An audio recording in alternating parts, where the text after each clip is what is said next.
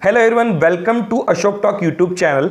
आप में से कई सारे दोस्तों को टीसीएस एनक्यूटी को लेके काफ़ी ज़्यादा डाउट है, जिसे हमने इस वीडियो के माध्यम से सॉल्व करने की कोशिश की है। और साथ में टीसीएस एनक्यूटी के बाद क्या क्या होता है, आप में से शायद काफ़ी कम ही लोग ही जानते होंगे कि जब टीसीएस की ट्रेनिंग होती है तो उस समय आपको 60,000 का बोनस मिल सकता है। इसके बारे में डिटेल में हम इस वीडियो में बात करने वाले हैं, तो वीडियो काफ़ी अच्छी है। वीडियो में जरूर लास्ट तक बने रहना। वीडियो पसंद आए तो लाइक करना मत भूलना, चैनल को सब्सक्राइब करना मत भूलना।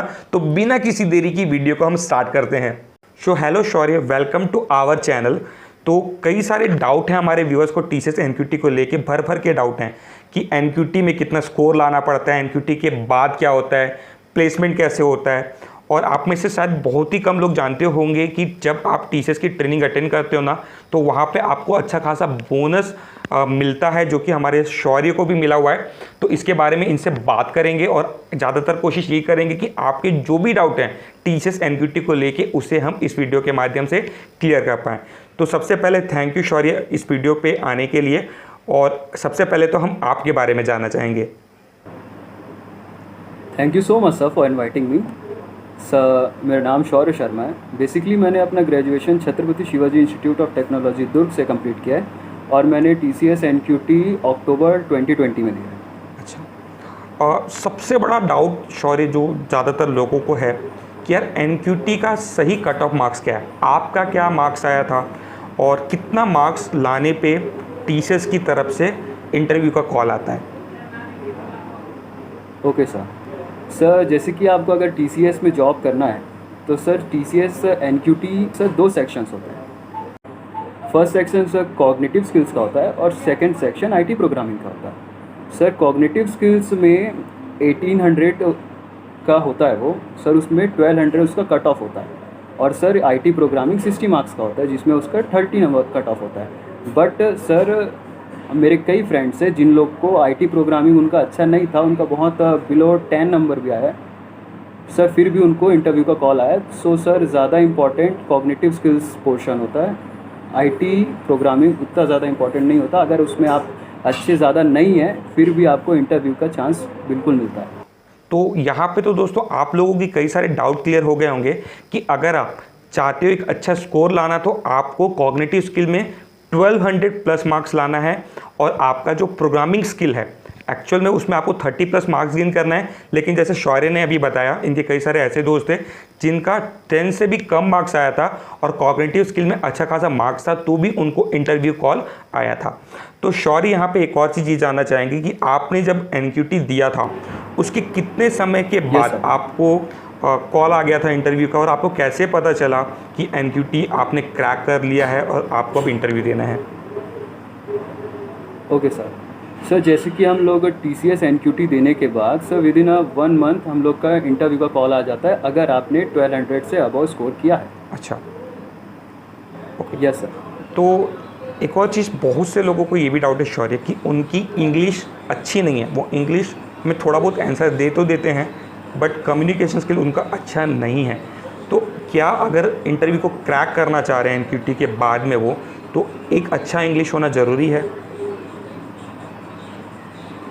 Sir this is not compulsory sir, जैसे कि इंग्लिश उतना ज़्यादा अच्छा होना ज़रूरी नहीं है, बस हम जो समझाना चाह रहे हैं वो इंटरव्यू को अच्छे से समझ में आना चाहिए। अच्छा। आप हिंदी इंग्लिश दोनों का यूज़ कर सकते हैं। जैसे कि मैंने भी कुछ चीज़ें समझाने के लिए इंटरव्यूअर से परमिशन लेके हिंदी में समझाई है। अच्छा। तो ऐसा कुछ नहीं है कि इंग्लिश बहुत ज़्यादा अच्छा फ्लुएंसी होना चाहिए। इंग्लिश सर अच्छा होना चाहिए, कम्युनिकेशन से ज़्यादा कॉन्फिडेंस पे हम लोग को ज़्यादा ध्यान देना चाहिए। अच्छा। कॉन्फिडेंस ज़्यादा मैटर करता है कम्युनिकेशन से। अच्छा। आप अपनी बात कितने कॉन्फिडेंस से समझा रहे हैं वो ज़्यादा मैटर करता है। अच्छा। तो दोस्तों यहाँ पे एक और चीज़ आपने यहाँ पे समझ ली होगी कि आपका जो कम्युनिकेशन है वो ज़्यादा यहाँ पे बैरियर नहीं आपको प्रोड्यूस करेगा। अगर आप इंग्लिश में बेसिक आंसर दे देते हो, जैसे वाइवा में आप देते हो उस तरह का आप आंसर दे देते हो, या फिर आपको लगता है यार आप कहीं बीच में फंस जा रहे हो, तो आप इंटरव्यूअर से परमिशन ले सकते हो और हिंदी में भी आंसर दे सकते हो। तो अगर आपका कम्युनिकेशन बहुत ज़्यादा अच्छा नहीं है तो भी आपके यहाँ पे सेलेक्ट होने के चांसेस होते हैं, जैसे कि शौर्य ने बताया कि उनके साथ भी ये सारा चीज़ हो चुका है। शौर्य एक और चीज़ यहाँ पे जानना चाहेंगे, जैसे कि आपने जब टीसीएस एनक्यूटी दे दिया तो कितने समय के बाद आपको इंटरव्यू का कॉल है, यानी आपको एक मंथ, एक हफ्ते के बाद तो पता चल गया था कि आपका इंटरव्यू होने वाला है, तो उसके बाद कितना टाइम Yes, लगा sir. था आपका इंटरव्यू होने के लिए, और उस इंटरव्यू के दौरान आपसे क्या क्या पूछा गया था? ओके सर जब हम TCS NQT का एग्ज़ाम दे देते हैं सर, उसके विद इन 1 मंथ में हम लोग को इंटरव्यू का एक डेट आ जाता है, टेंटिव डेट। अच्छा। सर तो उस इंटरव्यू के डेट में हम लोग को हर एक पर्सन को 30 मिनट मिलते हैं। Okay okay. Yes sir. तो इसमें किस तो तरह के सर क्वेश्चन उसका आपसे पूछे गए थे शौर्य? सर बेसिकली इसमें सर हमारे प्रोजेक्ट से रिलेटेड, अगर आपने इंटर्नशिप की है तो उससे रिलेटेड क्वेश्चंस, अच्छा। और सर मेन वो लोग basically sir object oriented programming language पे ज़्यादा फोकस करते हैं सर, जैसे कि C++, जावा। सर C++ और जावा पे उनका ज़्यादा फोकस रहता है। अच्छा। तो शौर्य, यहाँ पे एक और चीज़ जानना चाहेंगे, अगर एक ऐसा पर्सन है जिसका प्रोग्रामिंग काफ़ी अच्छा नहीं है, वो बेसिक प्रोग्राम बना सकता है या वो उसने अभी प्रोग्राम सीखना चालू किया है, तो उसके कितने चांसेस हैं कि वो TCS को क्रैक कर सकता है? यस सर अगर वो बेसिक प्रोग्राम बना सकता है तो सर वो बिल्कुल TCS क्रैक कर सकता है। सर TCS में हम लोग को अपने कॉग्निटिव स्किल्स पे ज़्यादा ध्यान देना चाहिए। अच्छा। Yes sir. और इंटरव्यू अगर के सर दौरान, हमारे इंटरव्यू के दौरान शौर्य, यस सर। क्या वहाँ पे कोडिंग से ज़्यादा क्वेश्चन होते हैं, यानी प्रोग्रामिंग से ज़्यादा क्वेश्चन होते हैं क्या? यस सर, प्रोग्रामिंग से कुछ कुछ बेसिक क्वेश्चंस होते हैं सर, जैसे कि फॉर एन एग्जांपल मैं अपना ही बताता हूँ सर। मैं जावा वाला हूँ, तो सर मेरे को ऑब्जेक्ट ओरिएंटेड प्रोग्रामिंग लैंग्वेज से उप्स कॉन्सेप्ट्स के क्वेश्चन पूछे गए कि इनहेरिटेंस क्या होता है, इनहेरिटेंस में कितने टाइप्स के इनहेरिटेंस होते हैं। और सर मेरे को एक केस दे के सर मेरे टाइम में नोटपैड ओपन कराए थे। अच्छा। और मेरा स्क्रीन शेयर करने बोला गया था। अच्छा। और सर उसमें मुझे एक केस दिया गया था, इनहेरिटेंस का नॉर्मल बेसिक क्वेश्चन था, एक्सटेंड कराना था क्लास को सर उसका, तो नॉर्मल कोडिंग क्वेश्चंस हो सकते हैं। अच्छा। बहुत बेसिक। अच्छा। तो यहाँ पे दोस्तों एक और चीज़ आपको समझ आ गई होगी कि जब आप NQT के बाद इंटरव्यू दोगे तो वहाँ पे स्क्रीन शेयर करके भी आपको नोटपैड के थ्रू कुछ लिखने के लिए बोला जा सकता है, कुछ प्रोग्राम दिया जा सकता है जिसे आपको सॉल्व करना होगा। तो जैसे कि शौर्य आपने बताया कि आपका भी TCS का ट्रेनिंग चल रहा है और इस दौरान आपने अपनी सैलरी में कुछ इंक्रीमेंट भी कर लिया है, आपको कुछ बोनस भी मिले हैं, तो इसके बारे में कुछ आप बताना चाहोगे? Yes sir. सर जैसे कि हम लोग को सर इंटरव्यू हमारा क्रैक हो जाता है, तो जब हमें ऑफ़र लेटर आता है और जब हम ऑफ़र लेटर एक्सेप्ट कर लेते हैं, तो सर ऑफ़र लेटर एक्सेप्ट करने के बाद हम लोग को TCS कंपनी के थ्रू हमें TCS एक्सप्लोर पोर्टल करके एक नाम का हम लोग को एक साइट मिलता है सर, जिसमें हमारे TCS के रिगार्डिंग सारे स्टडी मटेरियल्स, सारे सॉफ्टवेयर स्टडी मटेरियल्स वो हमें प्रोवाइड करते हैं। सर इन सारे स्टडी मटेरियल्स को हम लोग को सर डेली बेसिस पे प्रैक्टिस करना रहता है। इसका कोई प्रॉपर टाइम नहीं है, हम कभी भी लॉगिन कर सकते हैं, कभी भी पढ़ सकते हैं, एनी टाइम। और सर जो भी हम उनमें पढ़ते हैं सर, उनका हर मंथ हम लोग के 2 बार एग्ज़ाम होते हैं सर, जिसे हम लोग कैमरा प्रॉम्प्टेड असेसमेंट CPA बोलते हैं। Yes sir. अगर हम सर CPA में 55 से 80 के बीच में स्कोर करते हैं तो सर हम लोग को हमारा इंसेंटिव 40,000 मिलता है। और अगर सर हमारा स्कोर 80 अबव होता है तो सर हमें 60K हम लोग को इंसेंटिव मिलता है। Okay okay.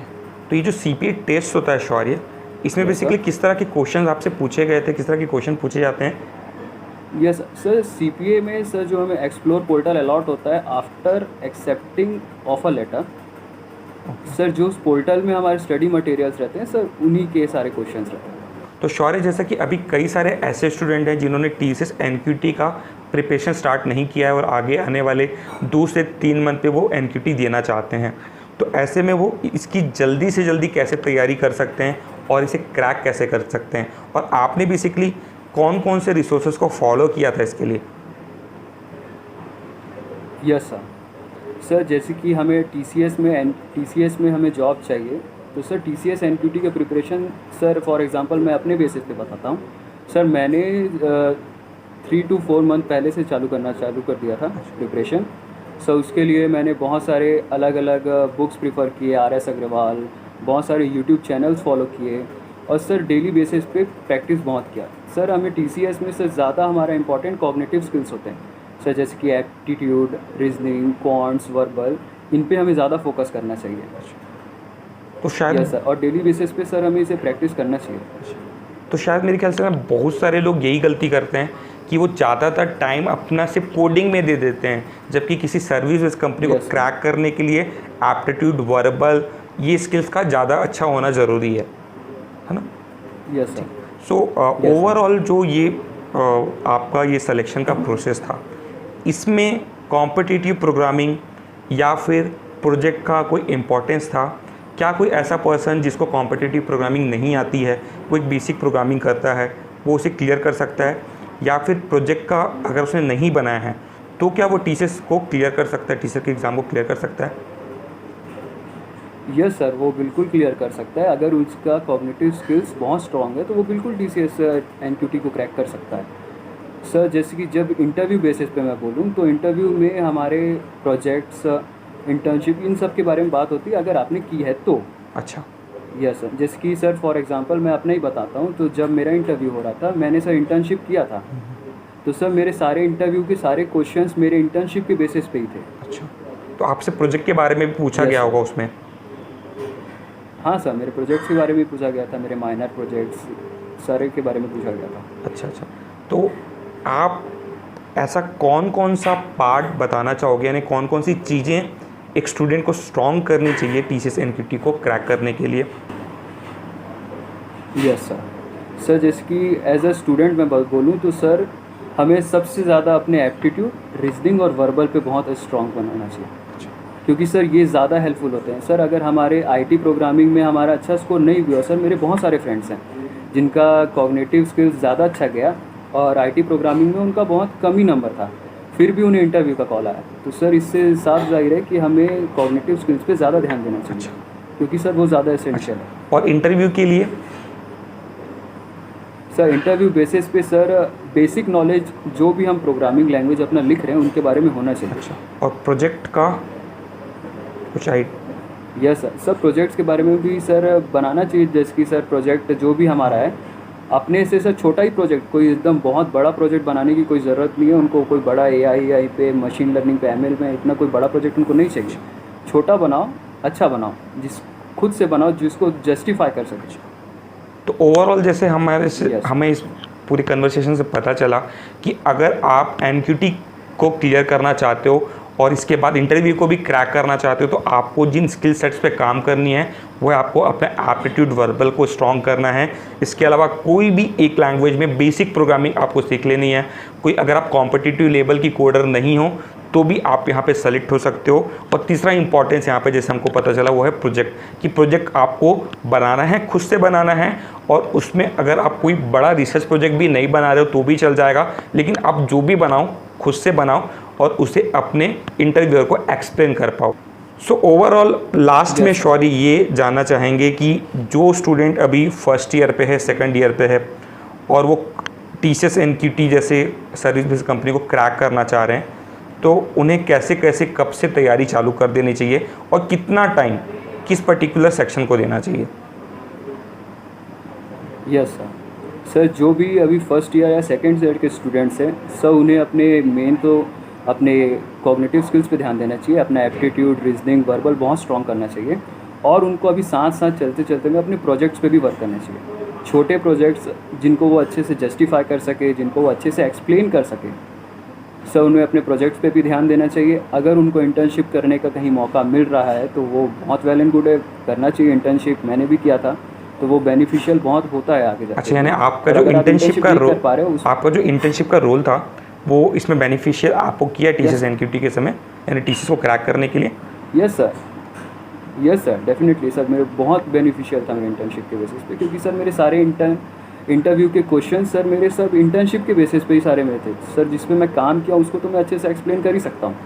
तो सर इसलिए मेरे को इंटरव्यू क्रैक करने में उतनी ज़्यादा डिफ़िकल्टी नहीं हुई, क्योंकि वो सारे मेरे काम से रिलेटेड ही थे सर। इसीलिए फर्स्ट ईयर और सेकेंड ईयर स्टूडेंट्स को मैं ये सजेस्ट करना चाहता हूँ कि अगर आपके पास अभी समय है तो उस समय का आप अच्छे से उपयोग कीजिए, अच्छे से यूटिलाइज़ कीजिए। प्रोजेक्ट्स पे अगर इंटर्नशिप मिल रहा है तो इंटर्नशिप पे, और अपने साथ साथ चलते चलते पैरेलली अपने कॉग्निटिव स्किल्स को भी इन्हेंस करते रहिए। सो आई होप दोस्तों आपको इस पूरे कन्वर्सेशन से TCS NQT का काफ़ी ज़्यादा नॉलेज आ गया होगा कि किस तरीके से आप TCS NQT को अच्छे से क्रैक कर सकते हो, किन चीज़ों का आपको ध्यान रखना है। तो अगर आपको दोस्तों इस तरह का कोई और पॉडकास्ट चाहिए, चाहे वो किसी HR से रिलेटेड हो या फिर किसी भी टॉपिक से रिलेटेड हो, तो कमेंट सेक्शन पे ज़रूर बताइएगा और इससे रिलेटेड हम वीडियो जल्दी लाने की कोशिश करेंगे। थैंक यू दोस्तों।